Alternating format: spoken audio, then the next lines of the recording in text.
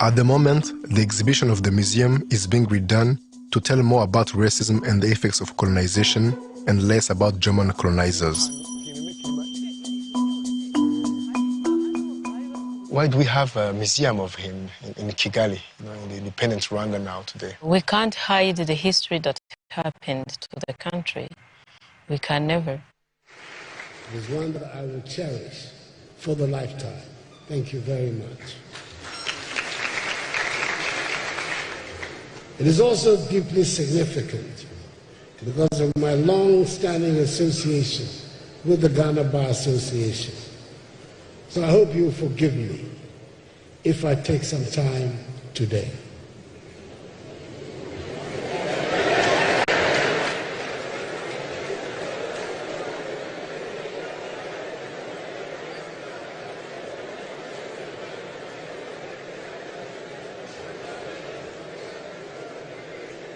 My journey to the highest office of the land began within the confines of the legal profession. I'm a proud product of this noble profession, and it is here amongst you that I've always felt most at home.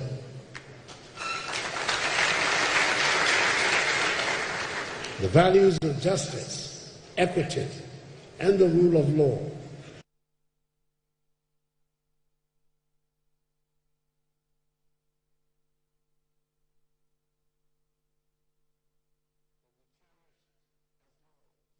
have been the guiding principles of my public life.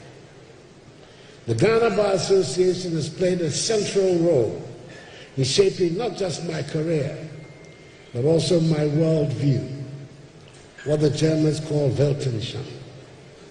As a young lawyer, freshly called to the bar, I was imbued with the belief that the law is a powerful tool for social change.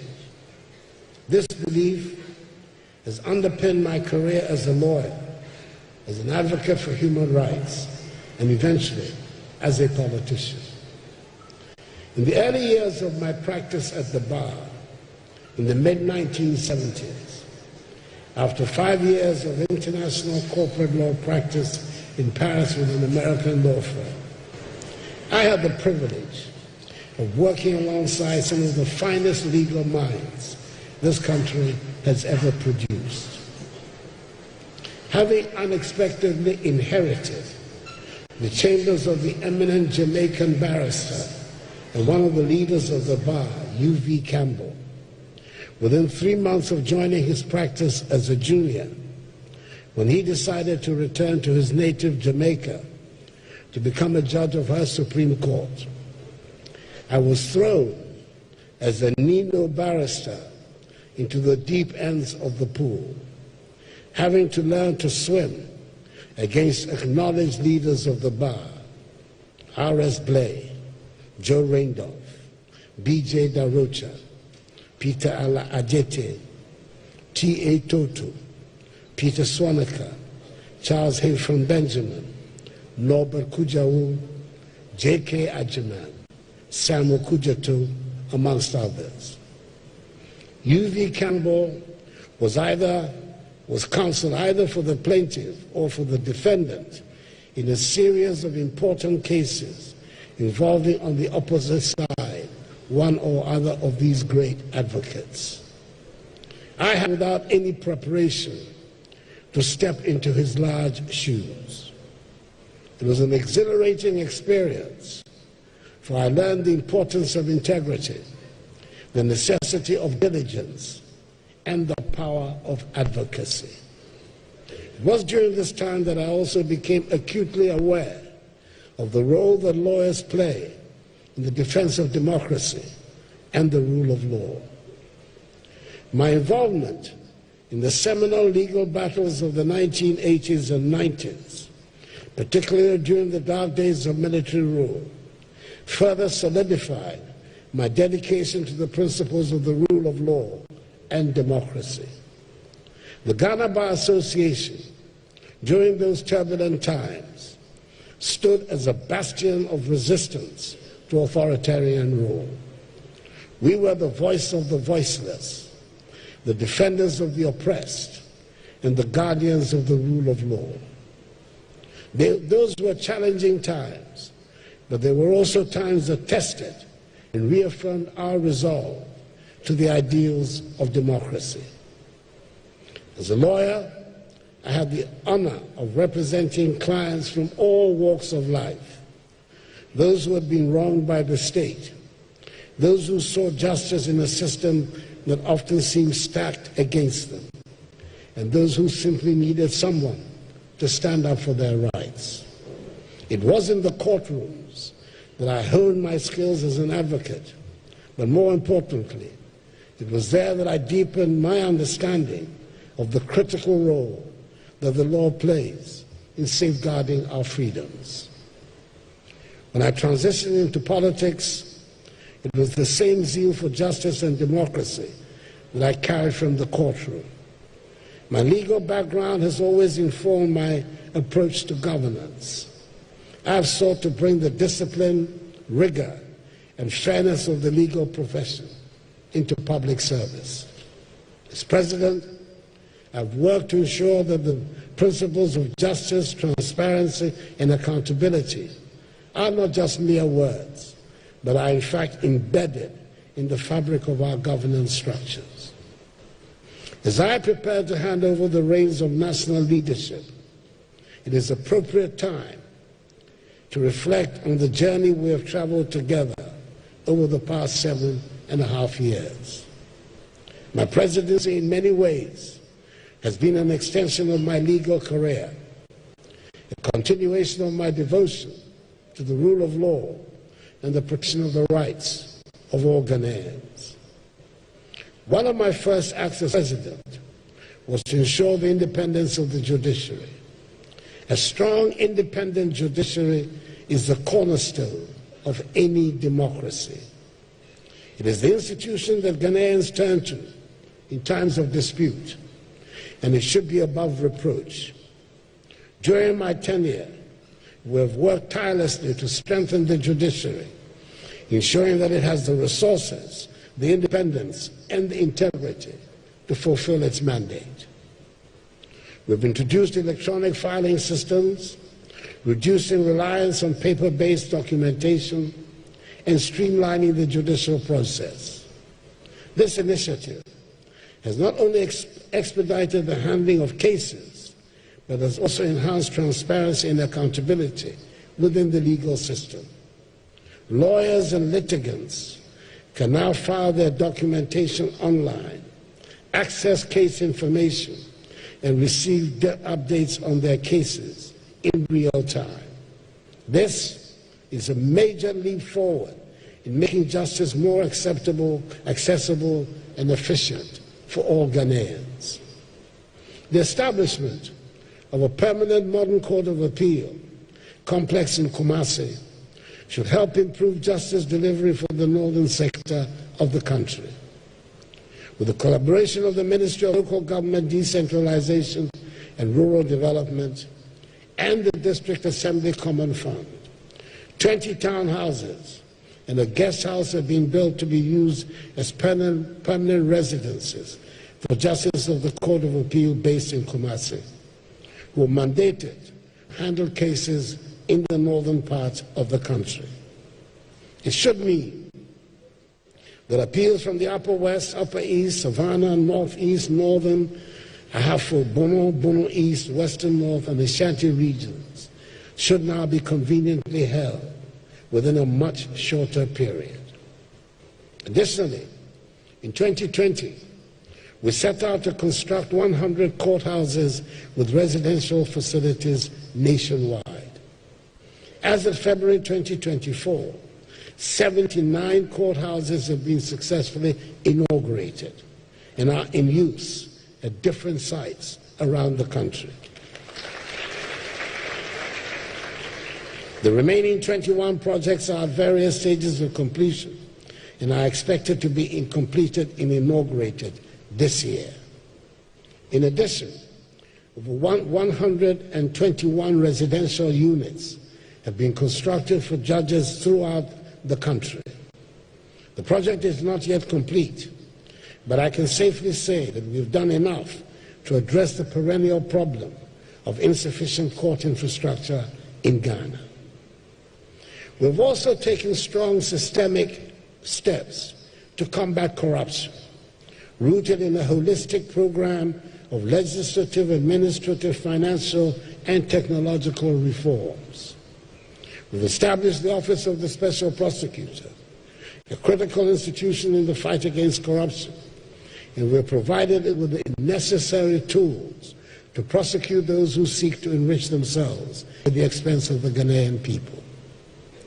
During my first term in office, Parliament passed the Witness Protection Act in 2018, which I signed in law to create a witness protection scheme for individuals cooperating with law enforcement, especially in corruption cases.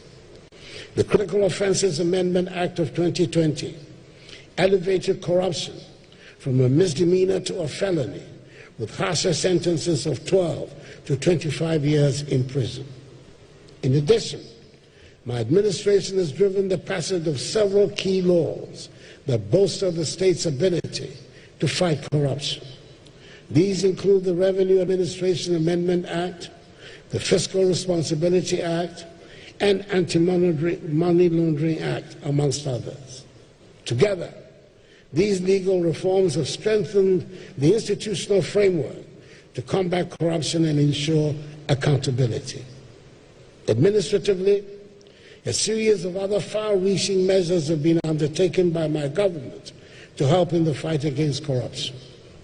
A memorandum of understanding on information exchange and collaboration in combating corruption and crime in general has been signed by SHRAJ, EYOCO, Parliament, the Office of the Attorney General, the Audit Service, the Police Service, the Financial Intelligence Center, the Narcotics Control Commission, the Internal Audit Agency, the National Investigation Bureau, NIB, and the Office of the Special Prosecutor to this end.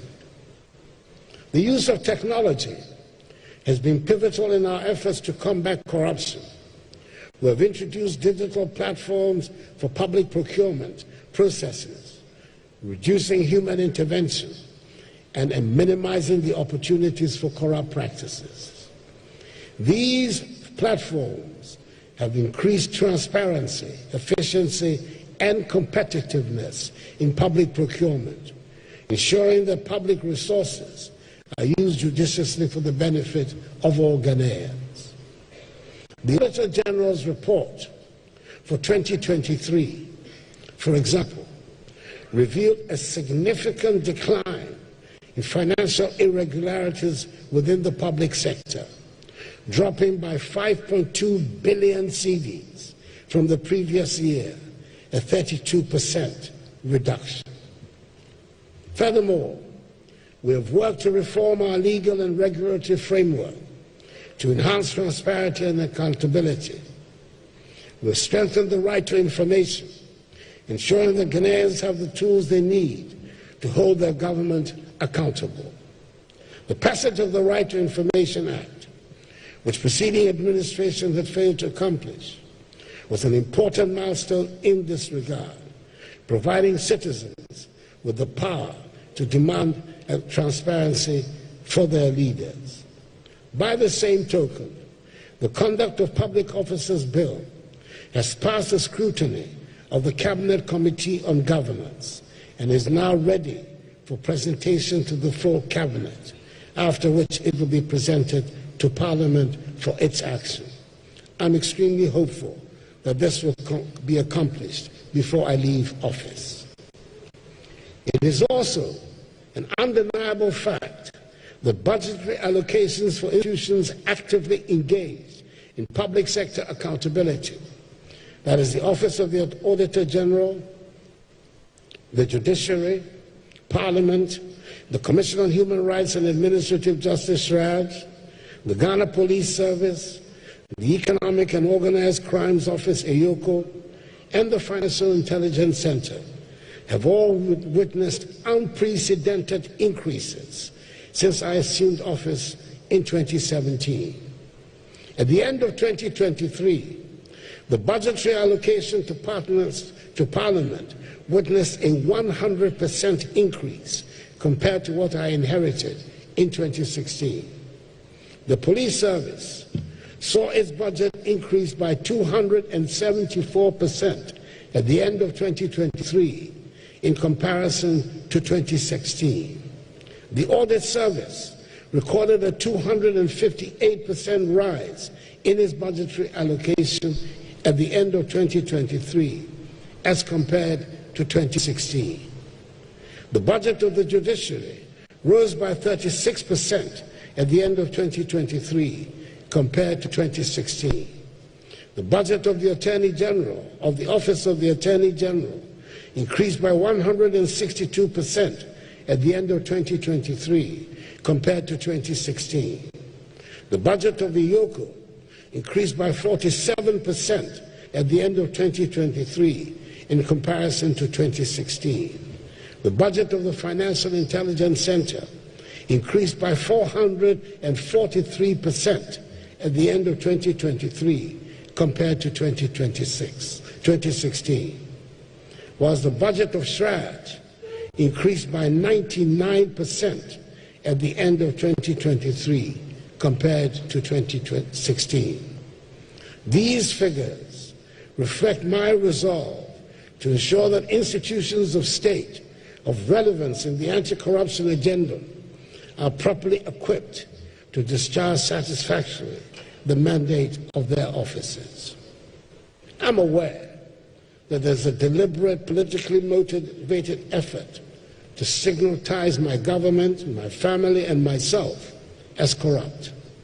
I suspect, as payback for the damaging allegations of corruption leveled against members of the erstwhile Mahama administration, some of which have led to criminal convictions, and others are still being prosecuted in court. In spite of scrutiny by credible public institutions of virtually all these allegations of misconduct on the part of my government, my family, and myself, which have been found to be baseless, the leader of the opposition, the perennial NDC presidential candidate, continues to describe me as a clearing agent. It is important that I reiterate that I will not abandon under any circumstance recourse to due process in the fight against corruption. Be that as it may, in any event, I will leave it to the Ghanaian public and people. I will leave to the judgment of the Ghanaian public and people to decide whether it is preferable to be a clearing agent or government official one. Our commitment to the rule of law has also been evident in our approach to law enforcement. We have worked to ensure that our security agencies operate within the confines of the law, respecting the rights of all citizens. Human rights abuses, which were all too common in our past, have no place in a democratic Ghana. We have established mechanisms to ensure that those who abuse their power are held accountable. In the international arena, we have also sought to uphold the rule of law and champion democratic values. Ghana's voice has been strong in defending international law and human rights and advocating for democracy on the global stage.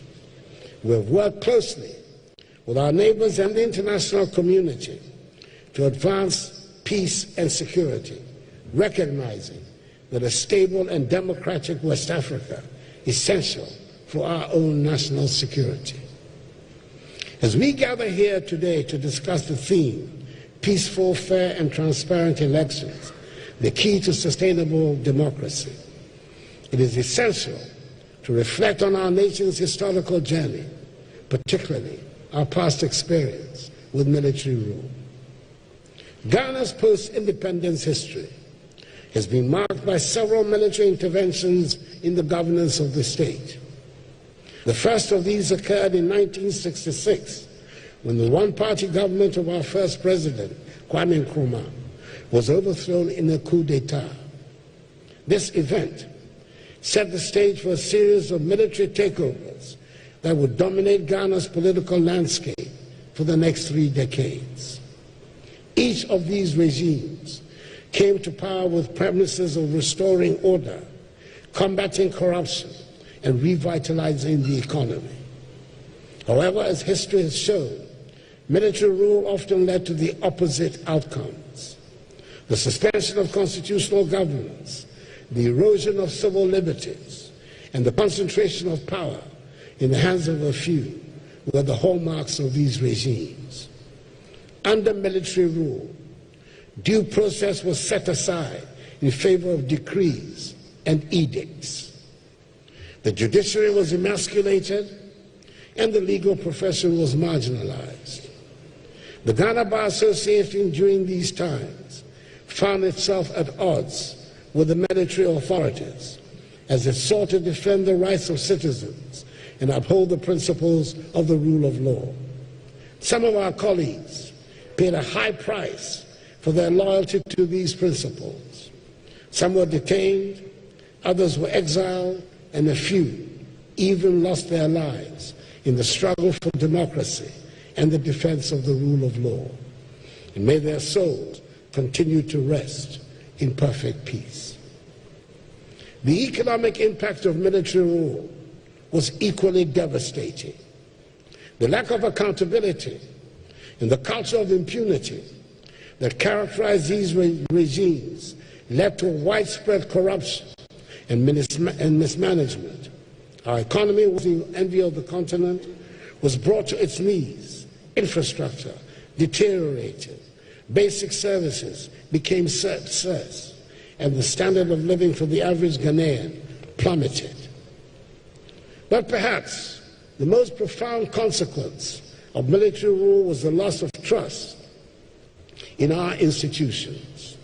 The courts, the media, civil society, and the political class were all viewed with suspicion. The erosion of trust had long-standing effects, making the task of nation building even more challenging when democracy was finally restored.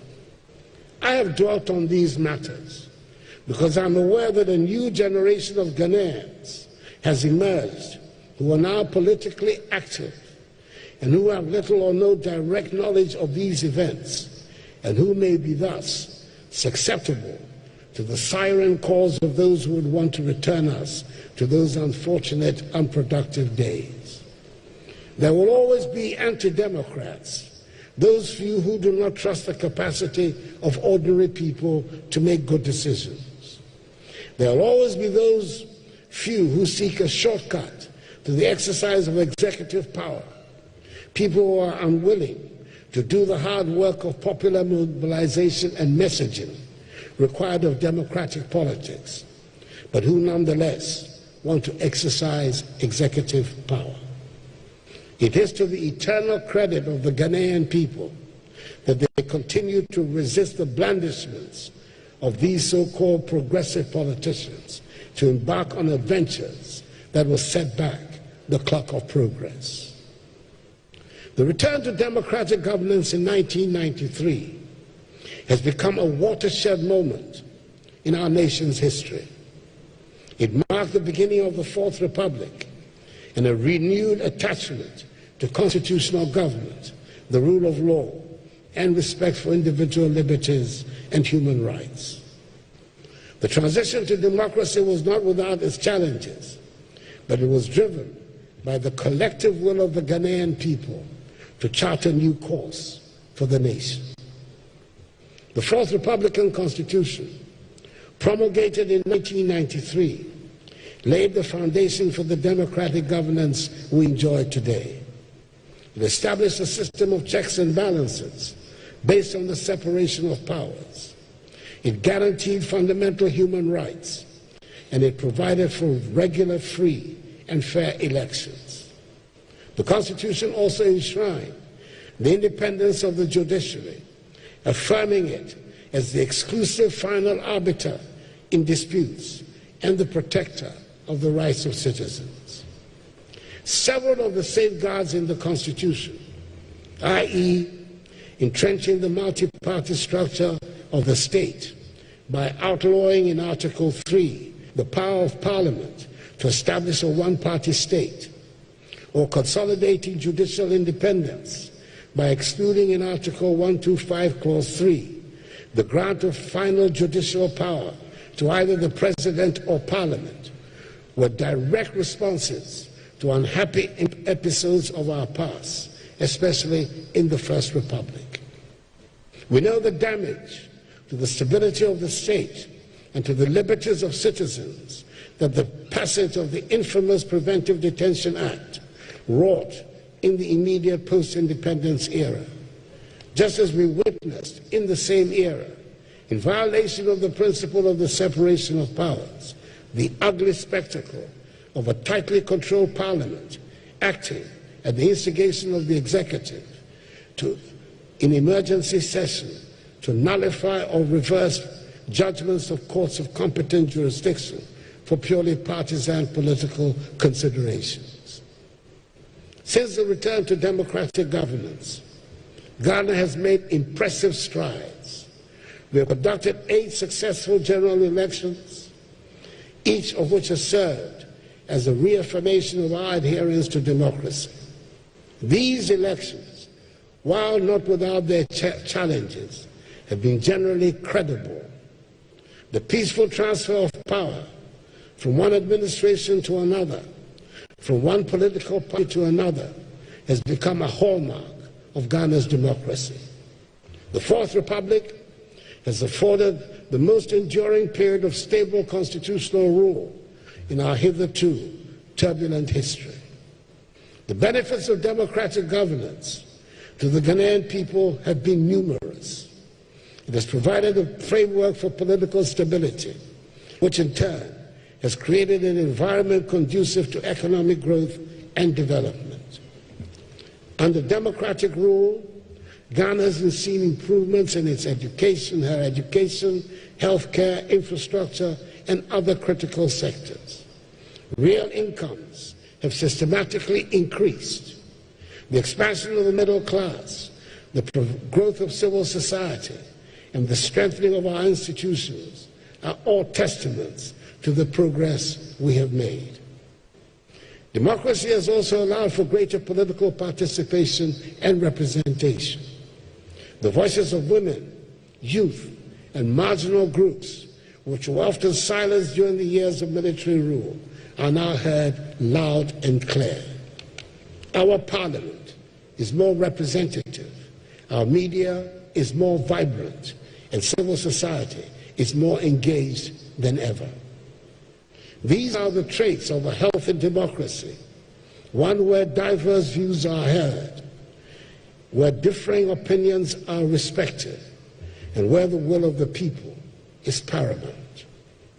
As we approach yet another election cycle, it is crucial that we reflect on the importance of peaceful, fair, and transparent elections to the sustainability of our democracy. Elections are not merely a democratic ritual, they are the very lifeblood of our political system. They are the mechanisms through which the people exercise their sovereign will, choose their leaders, and hold them accountable. For elections to fulfill this role, they should be conducted in a manner that is free from violence, manipulation, and fraud. The integrity of the electoral system is the foundation upon which the legitimacy of government rests. When elections are conducted fairly and transparently, the results accepted are accepted by all, even generally by the losers. This broad acceptance is essential for peace, stability, and the continued progress of the nation. However, the history of the African continent is replete with examples of elections that have gone awry. Elections marked by violence, by irregularities, and by a lack of transparency. Such elections have led to disputed results, political instability, and in some cases open conflict. We should learn from these experiences and ensure that Ghana does not ever fall into the same trap. To this end, it is essential that all stakeholders in the electoral process, political parties, the Electoral Commission, the security agencies, civil society, the media, and the citizenry pledge to upholding the highest standards of integrity. The Akufo-Addo government, on its part, will do everything within its power to ensure that the upcoming elections are conducted in an environment of peace, fairness, and transparency.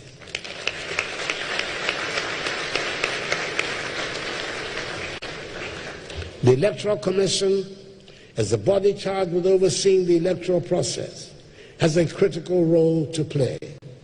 It should act with impartiality, independence, and integrity, ensuring that the process is fair to all parties and that the results reflect the true will of the people.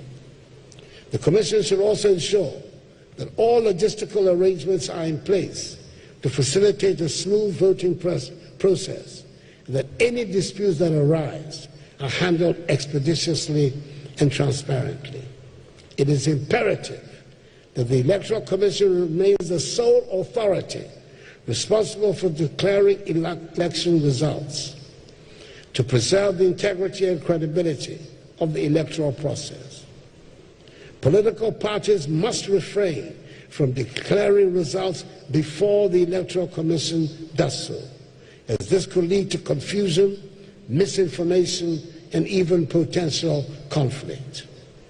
The EC's role as an impartial and independent body ensures that its results reflect the will of the people, free from partisan influence.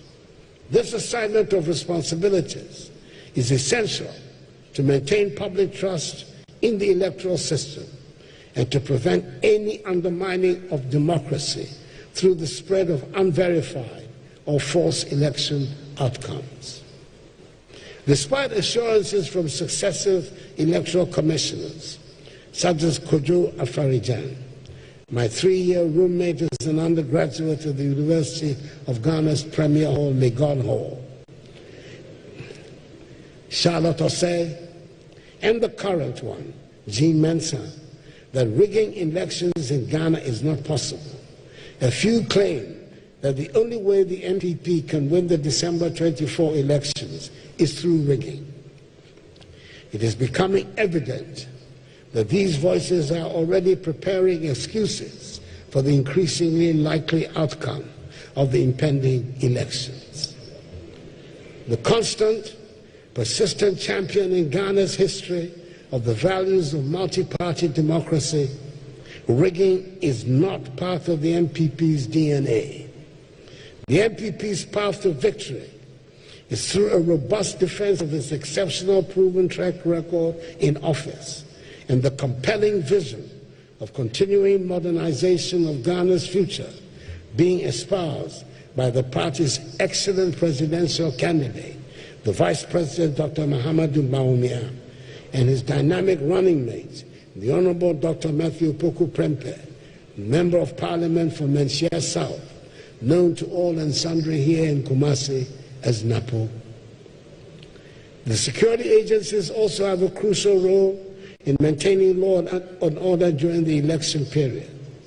Their presence should be felt, but it also should be measured and appropriate. That they should ensure that they act within the confines of the law, protecting the rights of all citizens, while preventing any form of violence or intimidation by enforcing strictly the law against vigilantism. Civil society organizations, the media, and citizens themselves should also play their part. Civil society should continue to work in educating the public, monitoring the electoral process, and advocating for transparency and accountability. The media should report on the elections fairly and accurately, providing the public with the information they need to make informed decisions. And the citizens of Ghana The ultimate decision makers of our democracy should exercise their right to vote responsibly and peacefully. The judiciary, as the final arbiter of electoral disputes, has an indispensable role in safeguarding the integrity of elections. The independence, impartiality, and credibility of the judiciary are fundamental to ensuring that electoral disputes are resolved justly and without bias. In recent years, the judiciary has been tested in that regard, and I'm proud to say that it has risen to the occasion. The courts have handled election petitions with the seriousness and thoroughness that such cases demand. The decisions of our courts, whether they have upheld or overturned election results, have been based on the evidence presented and the law, not on political pressure or influence. And that is as it should be. As we move towards another election, I urge the judiciary to continue to uphold these high standards. The court should remain a place where all citizens, regardless of their political affiliation, can seek redress with confidence that their cases will be heard fairly and impartially. The judiciary should also ensure that its processes are transparent, that its reasons, its rulings are well reasoned, and that justice is not only done, but is also seen to be done. The integrity of our democracy depends in large part on the integrity of our judiciary. A strong, independent judiciary is the ultimate safeguard against the subversion of the will of the people. It is the institution that ensures that our elections are not just a facade, but a true reflection of the democratic process. Learned friends, ladies and gentlemen, democracy is more than just a system of government. It is a way of life. It requires active and informed participation by citizens, respect for the rule of law, and love for the common good. To sustain our democracy, we should continue to invest in civic education and promote a culture of political tolerance. Civic education is essential for empowering citizens to participate meaningfully in the democratic process. It equips them with the knowledge of their rights and responsibilities, the workings of government, and the importance of their vote. Civic education fosters a sense of ownership and responsibility among citizens, encourage them to engage actively in the governance of their country. Political tolerance is another essential pillar of a sustainable democracy. In a diverse society like ours, it is natural that there will be differing opinions and competing political interests. This diversity is a strength, not a weakness. It is through the contestation of ideas that we arrive at the best solutions for our country. However, political tolerance requires that we respect the rights of others to hold and express views that may differ from our own. Well, the news will allow us to end it here, but we're crossing over back to His Excellency Nana Addo Dankwa Akufo-Addo, who continues to address the Ghana Bar Association.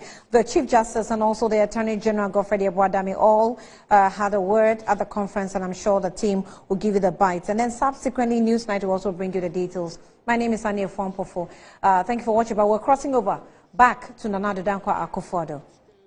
The unfortunate spectre of public threats and utterances of violence, which should more properly be the target of the law enforcement agencies, as unacceptable conduct and behavior. As leaders, we should set the example. We should engage in respectful discourse, avoid inflammatory rhetoric, and work to create an environment where all citizens feel free to express their views without fear of retribution.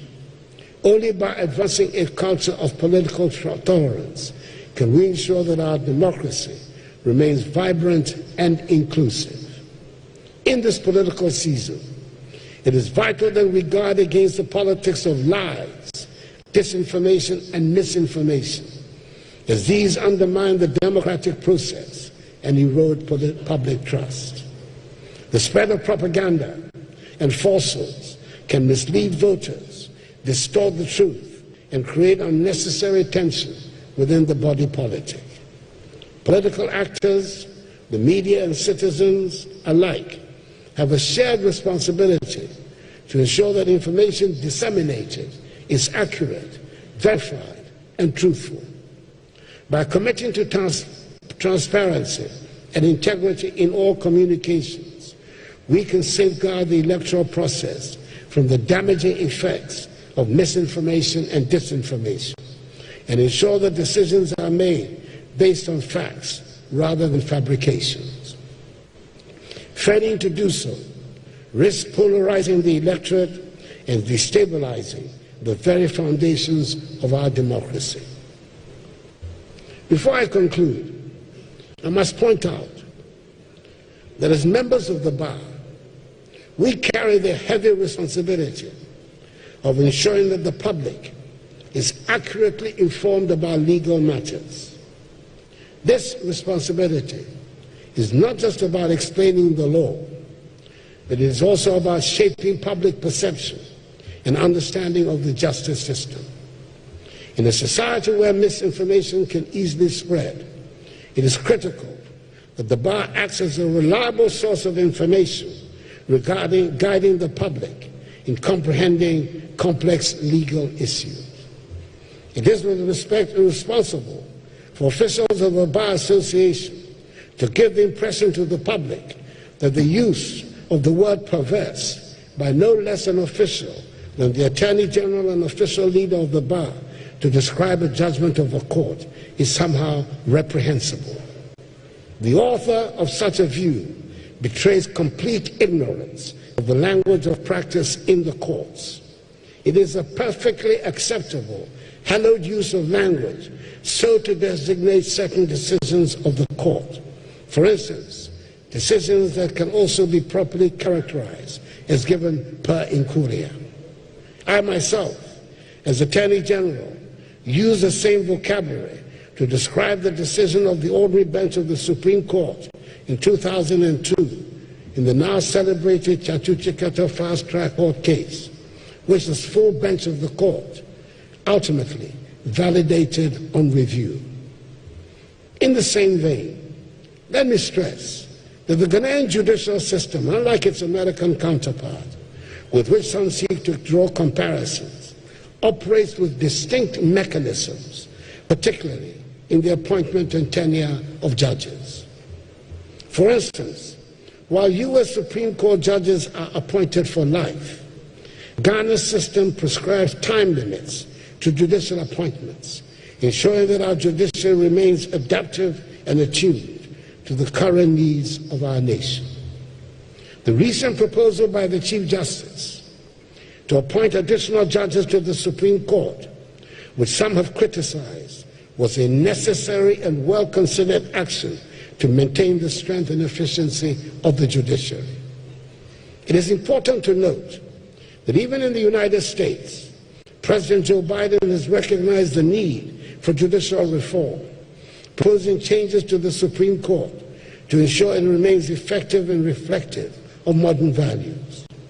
This global perspective highlights that judicial appointments and reforms are essential aspects of maintaining a just and functioning legal system. The Ghana Bar Association should take the lead in educating the public, clarifying these issues, and reinforcing trust in our legal institutions. Furthermore, the jurisdiction of the American Supreme Court and of our own are widely dissimilar. The Ghanaian Supreme Court has a greater and much broader jurisdiction than its American counterpart, and by virtue of express constitutional fiat, is duty-bound to take all appeals and other applications to its various jurisdictions, and is precluded from relying on the well-known instrument of certiorari, by which the U.S. Supreme Court controls all applications to the invocation of its authority. The U.S. Supreme Court, sitting on top of an extensive federal judicial structure, which comprises 50 state Supreme Courts, coexisting with federal district courts and the Federal Court of Appeal, out of 7,000 applications to the exercise of its jurisdiction, relies on its certiorari procedure to admit only 150 cases for hearing each year in a population of more than 300 million people. In Ghana, a country with a population of some 33 million people, the Supreme Court began the 2022-2023 legal year with 414 cases pending as of July 2022. Throughout the year, a total of 525 new cases were filed, underscoring the continuing demands on the court's resources. Although 345 cases were concluded by the end of the period, the backlog grew, with 595 cases unresolved as of June 2023. This data highlights the increasing pressure on the Supreme Court as the number of pending cases continues to rise despite ongoing efforts to manage and resolve them. It is clear that facile, ill-informed comparisons do not serve the public interest. We would all do better to consider the Chief Justice's proposal on its merits and leave spurious notions of court packing alone. By the sheer coincidence of history, I have been given the privilege and opportunity to appoint 3 Chief Justices, together with 18 other judges of the Supreme Court, a number which stands currently at 13 judges of the present court. Indeed, only Justices Bafo Boni and Gabriel Scotty Poimane were appointed by predecessor presidents. If court packing was my goal, it surely would have been completed and realized by now. That is not and has never been my goal. My goal has been to fill the court with the best material available within the profession. And in all modesty, I believe I have succeeded in doing so. It was the same when I was Attorney General. Justices Datiba, Modibo Okran, and A.P. Kluje were all appointments proposed by me to my boss, the outstanding Ghanaian statesman, His Excellency John Ajikun Kufuor, the second President of the Fourth Republic. All these judges left strong imprints of judicial creativity. Members of the bar, as I prepare to leave office, I do so with a deep sense of optimism about the future of Ghana's democracy. We have traveled a long and sometimes difficult road, but we have made considerable progress. Our democracy is stronger, our institutions are more resilient, and our people are more determined than ever to build a nation that is free, just, progressive, prosperous, and united. The upcoming elections will be another test of our attachment to the values of democracy. It is my fervent hope and prayer that we will pass this test with flying colors. Let us approach these elections with the seriousness and sense of responsibility that they deserve. Let us conduct ourselves in a manner that brings honor to our nation and reinforces our allegiance to democracy. In the years to come, the challenges we face will undoubtedly evolve, but so too will be opportunities. Ghana remains a beacon of democracy and stability and development on the African continent. And if we are to continue to maintain this status, we should remain steadfast in our obligations to the rule of law, to the protection of human rights, and to the principles of democratic accountability. In conclusion, I'd like to express my profound gratitude to the Ghana Bar Association for its strong continuing support of the rule of law and the tenets of democracy. Its role in helping to shape the future of our nation is indispensable.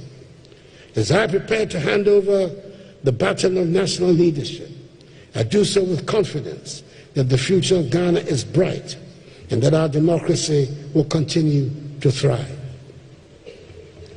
And in so saying, let me express before I sit down my difference with the President of the Bar on one critical issue.